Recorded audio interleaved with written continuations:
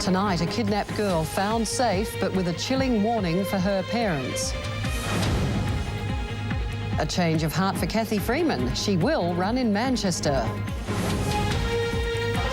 And the crowd left angry as the Ellis camp throws in the towel against Mundine. With Anne Fulwood, this is 7 News. Good evening. A Melbourne family is living in fear tonight despite the safe return of their 4-year-old girl. She was kidnapped from their home yesterday morning and returned safe last night, but with a chilling warning for her parents. Safe and well and back in the arms of her family, the 15-hour nightmare for little Samara Hanane is over. Her distraught parents thanking police, the public and the media for their help. We're extremely grateful that our daughter has returned to us unharmed. The family reunited shortly after her release. Exhilarating. Exhilarating. In a terrifying raid early Sunday morning, Samara was kidnapped at knife point from her family home by 2 men wearing balaclavas who handcuffed her mother.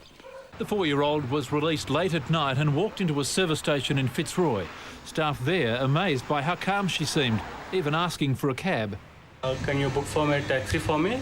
She is pretty. Yeah. She is pretty, but she is brave. Samara was holding a cardboard sign. On one side, help, her phone number and address, but on the other, a sinister threat. The kidnappers scrawling the words, "We will be back." Police taking the threat very seriously. Their ongoing safety is naturally a concern. Detectives continue to speak to the little girl, but say it's too early to tell if she'll be able to accurately describe her kidnappers or say where she was held throughout her 15-hour ordeal. Samara's mother hinting they may know the reason for the family being targeted, but are refusing to reveal details. It is important that the investigation be allowed to proceed without forewarning those responsible. Samara was released in a mauve top and dark green pants. Police pleading for any description of the kidnappers. Detectives touched by Samara's courage. It's a terrible crime, and especially one so young. And as I said, they're a very normal family, and she's a beautiful little girl. Are you surprised? Been very strong. If she was mine, I'd be very proud of her. Dean Allen Craig, 7 News. The flamboyant Sydney stockbroker Rene Rivkin has been ordered to stand trial on charges of insider trading. The deal involving Qantas shares could land him in jail for up to 5 years. It was the season of multi-million-dollar deals. Rene Rivkin was selling his Bellevue Hill mansion. I'm just relieved to clear up and start again. Impulse Airlines chairman Jerry McGowan was keen to buy. He told Mr Rivkin by phone that he couldn't commit until federal authorities had approved his deal to sell Impulse to Qantas. The Downing Centre local court heard today that Mr McGowan warned the businessman, obviously you can't now trade in Qantas shares. Commonwealth prosecutor David Yates SC told the court that later that day Mr Rivkin's stockbroker took an order for $140,000 of Qantas shares. He's alleged to have sold his stock minutes before Qantas announced the deal with Impulse. Part of Rene Rivkin's defence is that he didn't know the details of the deal and therefore couldn't tell whether it was good for Qantas shares or not. Stockbroker Graham Sellers-Jones told the court it's fair to assume if Qantas does a deal with Impulse, they're hardly likely to do a deal that is to their disadvantage. The maximum sentence is 5 years jail and a $200,000 fine. Mr Rivkin's profit was $2,500. Damien Smith, 7 News. 3 gang rapists are now in protective custody in Sydney's Silverwater jail. The 20-year-olds Mahmood Shami and Belal Hajid were moved after they were publicly identified as gang rapists. A third youth, not yet named, has joined them amid fears that they will be bashed. They were convicted last week of a series of gang rapes in Sydney's southwest. A 30-year-old reporting to the drowning of homosexual law lecturer Dr George Duncan has been released to the South Australian Parliament. Dr Duncan was thrown into the River Torrens in 1972. Detectives from Scotland Yard were called in, but their findings have been kept secret until today. The report concludes 3 Vice Squad officers, Francis Corley, Michael Clayton and Brian Hudson, were probably responsible for Dr Duncan's death, and it describes the drowning as a high-spirited frolic that went wrong. The officers were never convicted. And a peeping Tom has walked free from a Brisbane court after admitting he used a hidden camera to film up women's skirts. Richard Facer got the ideas from a website. He was caught by security guards at Indooroopilly Shopping Centre. He wishes to publicly apologise to anyone who may have been offended by these incidents, and he wishes to assure everyone that none of this type of behaviour will ever be happening again. The 32-year-old was fined $100 and placed on a 12-month good behaviour bond. The Prime Minister is under pressure to explain his part in Senator Bill Heffernan's attempts to discredit a High Court judge. John Howard claims he never considered a police investigation of Justice Michael Kirby, but former New South Wales Commissioner Peter Ryan remembers otherwise. John Howard sacked Cabinet Secretary Bill Heffernan amid claims he'd wrongly accused High Court Judge Michael Kirby of using Commonwealth cars to solicit young male prostitutes. But that wasn't to be the end of the matter. A former Commonwealth car driver now claims the Prime Minister saw falsified documents to be used to discredit Justice Kirby. The opposition has called on Mr Howard to come clean. He has to explain whether he was going to announce a federal police inquiry into Mr Justice Kirby. Mr Howard says he had no intention of calling a police investigation, but this is disputed by former New South Wales Police Commissioner Peter Ryan. And divisions in the Democrats continues to haunt the party. It's been revealed that Natasha Stott-Despoja canvassed some of her colleagues about handing over the leadership to a compromise candidate in a bid to end the hostility between her and former leader Meg Lees.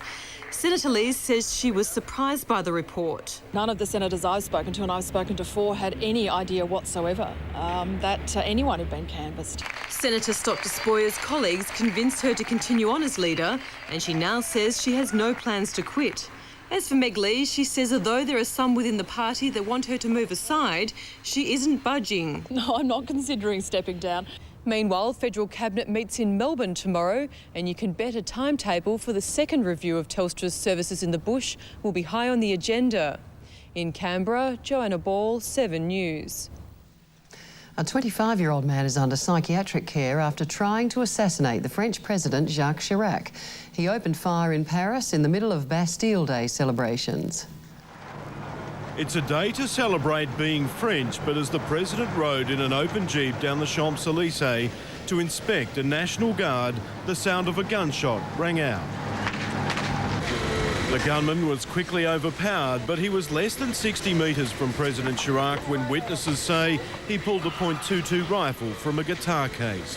He was identified as a 25-year-old member of neo-Nazi and hooligan groups. It's unclear whether he fired directly at the president or into the air as security personnel closed in. Officially, police said it was the act of a demented person, and they doubted an assassin would target the president with such a low-powered weapon. Chirac made no mention of the arrest during his official Bastille Day address, instead recommitting France to the war on terror.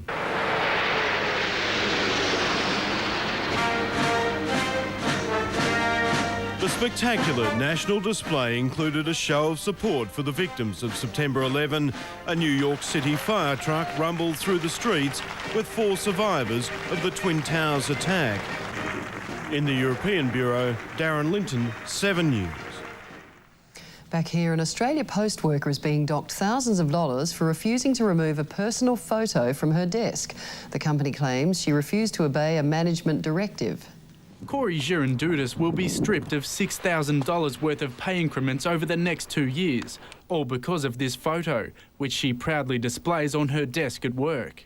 I believe it's a storm in a teacup. I'm hoping that common sense will prevail. Australia Post delivered the harsh penalty, claiming Corey refused to clear her desk of excessive personal items ahead of a visit from company VIPs. Disciplinary action was taken. It was only taken after 4 separate attempts were made to get her to comply with a very straightforward request. It's very regrettable, but it was necessary. I just think it's an insignificant matter that's just exploded for no unknown reason. I think it's maybe just management trying to gain some brownie points somewhere along the line. The Community and Public Sector Union has been unable to find any relevant written policy which prevents workers from adorning their desks with such items. If Australia Post think that that's a fair thing, they're well out of step with the average Australian. I think I've just been victimised, maybe just the scapegoat. Australia Post says the policy was introduced to help workers strike a balance between maintaining a professional work environment and personalising their own office space. Corey could also face further sanctions for speaking out over the issue, again said to be flying in the face of company policy. Heath O'Loughlin, 7 News. The Golden Girl, Cathy Freeman, has announced she will race at the Commonwealth Games. Sorry about that, here I am. Cathy says her husband Sandy has convinced her to go, even though he is battling cancer. It's been a gruelling decision, but after a conversation with husband Sandy Bedecker, who's battling throat cancer, his encouragement to compete in Manchester and run for Australia was enough for the Olympic champion. She spoke exclusively to 7 News. He knows me so well. He knows how passionate I am about my running, and it's such a big part of who I am. And it's like, yeah, he encouraged me and said, yeah, go for it, Kath. And that was it, really. While Bodecker continues to undergo treatment, Freeman remains optimistic he will overcome cancer. Now she's setting her sights on running in the relay in 3 weeks at the Commonwealth Games, where she stormed onto the international scene. But Cathy won't be running for gold in the individual 200 and 400 metres like she did in Victoria, Canada in 1994. This time, the 4x400 relay will have to suffice. Just generally thrilled just to be there and part of it. Oh, look, I am. I mean, every day is such a gift, and like I'm just a bit worried about my fitness, but I think I've got a bit more time on my side. My coach is confident. I think, yeah, I'm just so happy. Yeah, it's good. Cathy Freeman's last-minute decision will see her fly out for Europe on Sunday. She won't have a competitive hit-out before the start to the Manchester Commonwealth Games in just over a fortnight. Jim Wilson, 7 News. Go Cathy. Australia's latest film feature, Dirty Deeds, has premiered in Sydney tonight. And on the red carpet, it stars Brian Brown, Toni Collette and Sam Neill. Let's go. It's 1969 in Sydney's King's Cross. Illegal gambling and crime are rife, and it's all controlled by one man, Barry Ryan. I've got everything under control. It's not the first time Brian Brown has played the tough guy, but this character, he says, is a little softer. Oh, no, he's a really likeable bloke. He's a good bloke. Just kills a few people and stuff like that and breaks kneecaps. Toni Collette plays his wife Sharon, the brains behind the operation and the stereotypical Aussie woman. You going to play with that thing all night? What else am I going to play with? Use your bloody imagination. Bloody ripper. Yeah, it was fantastic. Bloody this, bloody that. After 8 years of making movies abroad, she says it's good to be home. New Zealand actor Sam Neill plays the corrupt cop, earning a lucrative living being paid off by Bazza Ryan. Oh, well, you know, I feel at home here. This is... Why wouldn't you? And I get to work with my pals, you know. The film is set more than 30 years ago in Sydney's heyday of underworld crime. The story is said to be based on some of the country's most notorious criminal characters. Well, it's based on some true stories, and then we just extrapolate a lot on that. Writer-director David Caesar is also the brains behind 2 successful local films, Idiot Box and Mullet. Hollywood's John Goodman makes his debut in an Australian film as the mafia mobster sent to Sydney to get a piece of the action. There you run the slot machines in Sydney. Who told you that? We want to buy in. Dirty Deeds opens across the country on July 18. Louise Negline, 7 News. Stay with us, we'll have the latest in sport coming up shortly, but next the finance and life for the killer of a Wall Street journalist.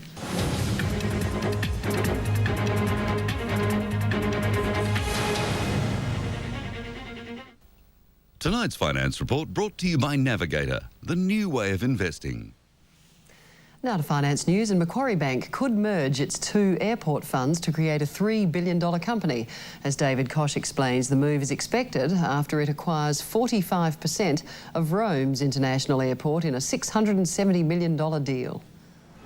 Under the proposal, the investment bank plans to combine its listed Macquarie Airports in Australia with its unlisted Macquarie Airports group in Europe and then list on the Australian Stock Exchange.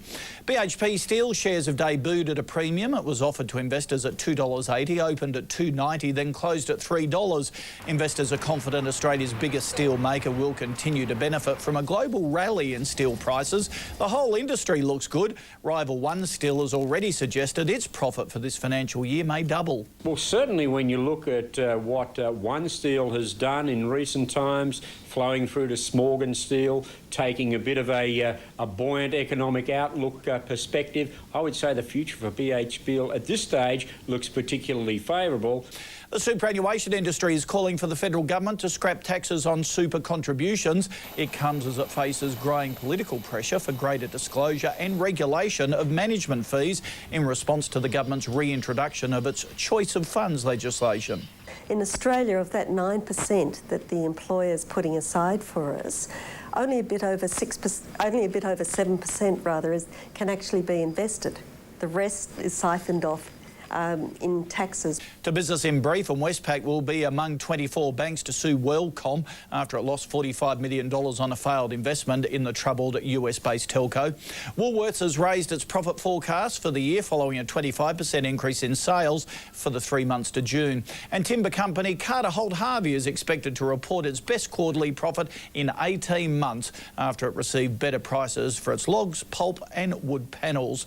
Our markets have started the week down. The All Lords lost 11 points, the ASX 200 10. AMP and the Commonwealth slipped, but Telstra rose. The Australian dollar's buying just over 56 US cents, 65 yen and 36 pence. Gold's trading below 316 US dollars an ounce. Oil's around 26 US a barrel. Overseas, Japan's Nikkei is down. That's it from the Finance Centre. See you for Sunrise from 6 a.m. Thank you, David. A Pakistani court has sentenced to death the man who organised the murder of Wall Street Journal reporter Daniel Pearl. Sheikh Omar vowed severe retribution after the verdict was read out. His 3 co-accused were given life sentences. Definitely unjust and harsh, and we intend to go to appeal to the appeals court. A videotape of Daniel Pearl's execution was sent to American authorities earlier this year.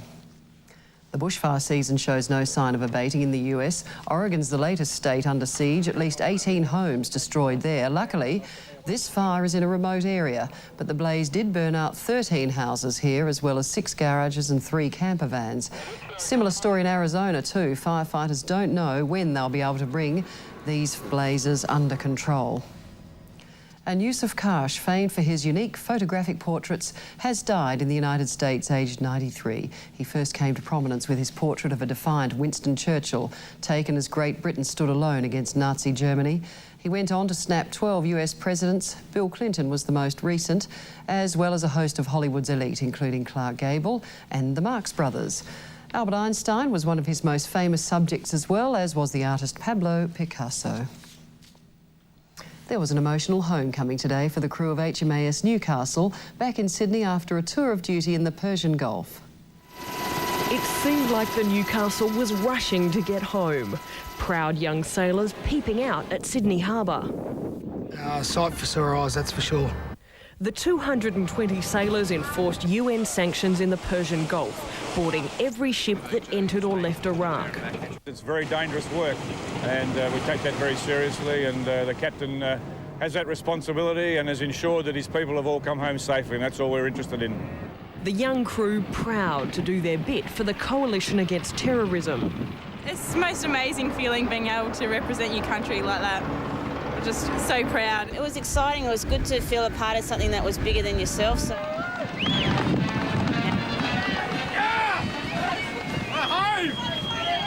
21-year-old Marcus Baldwin fought back tears as the sailors spotted family on the shore. Vivian Tesserero's a happy mother now she has Ethan back. Stacey overwhelmed to be reunited with Andrew. Daniel didn't know Brooke was pregnant when he left. That's a shock. It's beautiful. And there's so much to tell a long-lost daddy. I know, I did come home. And as the Newcastle returns, she's being replaced by her identical twin, the HMAS Melbourne. It'll remain in the Gulf for around the next 6 months. Rani Sadler, 7 News. We've got the sports news next, and first up, all the action in and out of the ring as Lester Ellis faces up to Anthony Mundine. And the demoralised Socceroos arrive home. Now to news in sport, and they came to the ring on a wave of controversy. Anthony, the man, Mundine, the fiery young fighter, and Lester Ellis, the former world champ who hadn't fought in 6 years, and it proved to be a mismatch. Just when you thought boxing couldn't get any more theatrical. I want me to go first. He goes first. I'm the man here. The pre-fight fight. Neither man wanting to be first into the ring. Mundine won that one in a close points decision. Hometown wants you first. They want you, mate. I'll do it for the crowd, not for me. But when the talk was done, time to come out swinging, and it was a man way past his prime on the front foot. It was short-lived, Mundine with a chance to finish it in the first round. But the man backed off, only to pace the former Master Blaster again on the bell. Ellis, the hometown hero, was the aggressor in round 2, but whatever Mundine received, he wasn't feeling it. That is, until round 3. That only brought out the fire in Mundine, Ellis on the ropes, and it was only a matter of time. Oh, he's hurt. He's down. Again, the Temple shot. You've got a minute left. Keith Ellis has called it over. It's over. The referee stopped the fight, so did Ellis's manager Keith. The crowd not happy about it. So it's all right for you to boo. Come out up and jump up here. It's not easy. I've got to take him home. He's done his best. As far as I can see, you can all go and get... One spectator so incensed he wanted to fight Mundine himself. Perhaps that will be the man's next challenge. Robert Ovadia, 7 News. Well, the Socceroos have flown back into Sydney tonight after their very embarrassing 1-0 loss to New Zealand in the Oceania Nations Cup. The loss has hit the cash-strapped Soccer Australia hard. Lucrative fixtures have been lost while they've missed out on the $1.8 million just for qualifying for the Confederations Cup. Ourselves, who shot us in the foot, which is, should never and won't happen again. Soccer Australia meets on Friday to discuss where it goes from here. Rugby League has lost the battle to keep Lottie Takeri. He has switched to Union for 2 years, joining high-profile defectors Wendell Saylor and Matt Rogers. In the middle of league season, Lottie strolled on hallowed turf this afternoon, but this was at Ballymore. Rugby had won the war again. I thought it was a good time to go, especially with the being a World Cup next year in Australia.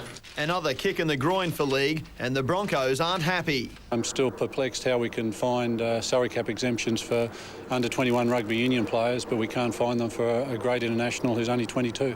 There's no doubt cash was the decisive factor. Rugby's offer with bonuses has been put as high as $500,000, but Lottie insists his procrastination was not intended to pressure league bosses. I didn't want any handouts, so I've made my decision and I'm happy with it.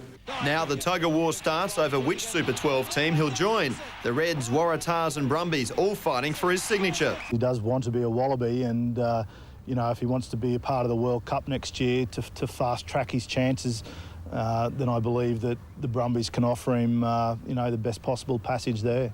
And what of his future with the Broncos for the rest of the season? Wayne Bennett jettisoned Justin Hodges in similar circumstances last season. What Wayne wants, he gets, and hopefully he keeps me in the side, which I think he will. Rugby sure to crow over this one. It's another telling blow. And for Rugby League, another session of soul-searching. We've just got to look forward to ensure that we put systems in place now that ensure that we don't lose any more Lottie Takeris, and the systems aren't in place at the moment, and that's the disappointing thing. David Luttrell, 7 News. Now to AFL, and Collingwood captain Nathan Buckley will face the music tomorrow night on charges of smearing blood on an opposition player. In turn, Geelong's Cameron Ling has also been cited for striking Buckley. It's the separate charge on Ling for striking Buckley that has added a twist to the blood saga. Behind the goals footage providing a clearer view of how Buckley came to bleed. It will also be used in the Magpie skipper's defence before the tribunal. They had a good tussle, and I guess that incident led to the later incident. The AFL may also examine enhanced vision of this clash. Ling not wasting any time on Buckley. His declaration, "Give me hurt," in the Geelong Advertiser has already made its way to Windy Hill. There was no escaping Buckley's charge today as the Magpie skipper remained tight-lipped. His comments yesterday set to earn him a $5,000 fine. Yeah, I prefer he wouldn't have done that because we shouldn't be talking about the tribunal at all until it's over. Barry Hall also in strife for this incident and set to front the tribunal. Further despair at Carlton, Brett Ratton, the latest casualty. Thumb surgery set to keep him out for almost 6 weeks. Lance Whitnell out for the season with a dislocated shoulder. When I hit my shoulder, I knew I'd done something because of the pain I was in immediately, so I knew something was wrong. And Port Adelaide's Chad Corns has been fined $3,000 for insulting the crowd. Craig Hutchison, 7 News.